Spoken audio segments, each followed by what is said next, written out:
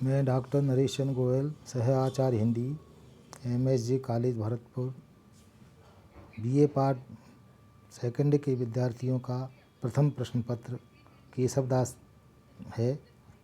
प्रश्न पत्र के अंतर्गत केशवदास पाठ है, उसका भाग 15 में व्याख्या देखिए। रावण अंगद संवाद चल रहा है। रावण अपने अहंकार में मदचूर होता हुआ अंगद के सभी तर्कों को काट रहा है और वो कह रहा है कि इस पृथ्वी को मनुष्यों से और वानरों से हीन कर दूंगा, ख़त्म कर दूंगा। इस पृथ्वी को का प्रयोग राक्षस जाति करेगी, ऐसा वो कह रहा है। अंगद फिर उसको समझाते हुए कह रहा है, रावण के अहंकार के और राम की महिमा का बखान कर रहे हैं। अंगद समझा रहा है, पाहन ते पतिन करे, पावन टू कियो हरि को धनुरे, छत्र विहीन करी क्षण में चिति गर्भ हरियो तिनकी बलकोरी, पर्वत पुंज पुरैनी के पात समान करे, अजहू धरकोरी, होय नारायण पे न ये गुण, कौन यहाँ नर बानर कोरी। इसमें अंगद रावण को कह रहे हैं कि राम कितने शक्तिशाली हैं। पाहन ते पतिन करी, पावन यानी पाहन माने पत्थर। पत्थर की जो मूर्ति बन गई थी गौतम ऋषि की पत्नी अहिल्या को अपने पैरों से स्पर्श करके पतिन करी, पावन पवित्र कर दिया था, उसे उसी रूप में ला दिया था। ये राम की ही कृपा से हुआ। पावन टू कियो हरि को धनुरी, और जिस धनुष के लिए सीता जी के यज्ञ में स्वयंवर में आप भी गए थे, किसी बड़े बड़े राजाओं को से नहीं वो धनुष उठा था, सीता जी को वर्ण नहीं कर पाई थी।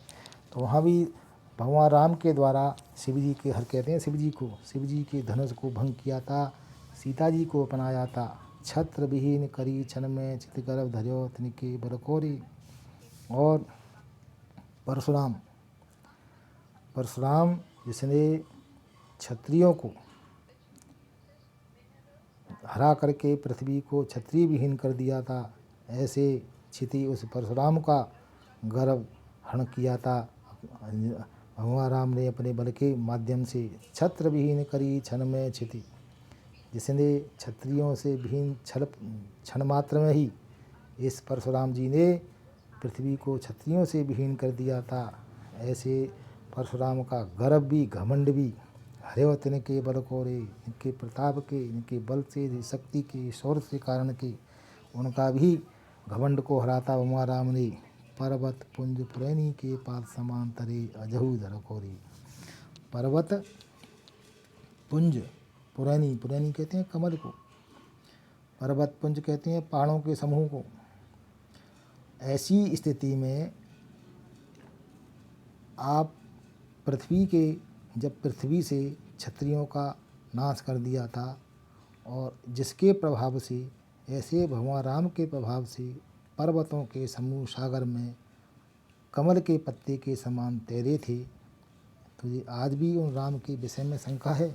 अजहू धरोरी, आज भी धनकर होए नारायण पैन ये गुण तो स्वयं साक्षात राम नारायण भी आ जाएं तो उनमें ये गुण नहीं हो सकते हैं। तो कौन यहाँ नर बानर कोरी, तू बता हे रावण, कौन यहाँ नर है, कौन वानर है। कौन इस नर वानर की तो कोई मतलब ही नहीं है, स्वयं नारायण भी आ जाएं बेगुण में नहीं हो सकते।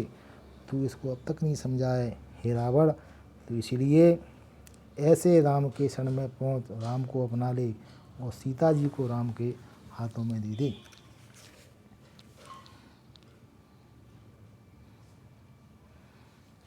दे अंगद राज तो कहूँ, देह अंगद राज तो कहूँ, मारे वानर राज को, बांध दे विभीषण और घोर सेतु समाज को, पूछ जा रही अच्छे रिपु की, पाए लाग है रुद्र के, सिय को तब देव राम पार जाए समुद्र की। जब रावण के सामने अंगद अनेक प्रकार के समझाने की चेष्टा कर रहा है और कह रहा है सीता जी को वापस दे दे, राम शक्तिशाली हैं, भी अवतारी पुरुष हैं, भी भगवान हैं, और तू कुछ नहीं है, तू अहंकार में डूबा जा रहा है, तू क्षण मात्र के लिए है, इसीलिए इस बात का उत्तर देता हुआ अपनी शर्तें रख रहा है कि मैं राम को सीता जब ही दूंगा तभी मेरी शर्तें मान लेगा। शर्त क्या क्या है? रावण कह रहा है,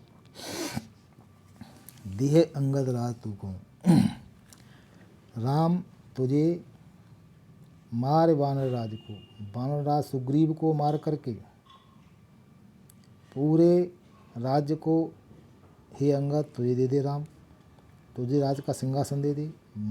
मार वानर राज को यानी वानर राज को मार करके राम और तुझे राजा घोषित कर दे, युवराज घोषित कर दे और आज तुझे दे बांध दे विभीषण, और विभीषण को बांध करके, जो विभीषण राम की शरण में गया है, मेरा शत्रु बन गया है, उस विभीषण को बांध करके फिर हेतु समाज को, मेरे समाज को मुझे वापस कर दे। फोर कहते हैं वापस कर देना, मुझे वापस कर दे, मैं उसको दंड दूंगा।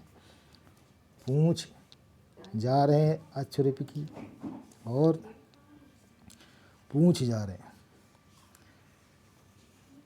सागर को बांधे हुए पुल को नष्ट करने वाले हनुमान जी की पूंछ जला दी।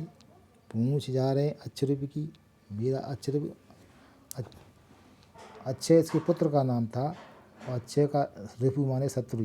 हनुमान जी ने इसके पुत्र को अक्षय कुमार को मारा था, उसकी पूंछ जला करके बाहें लागे हैं रुद्र की।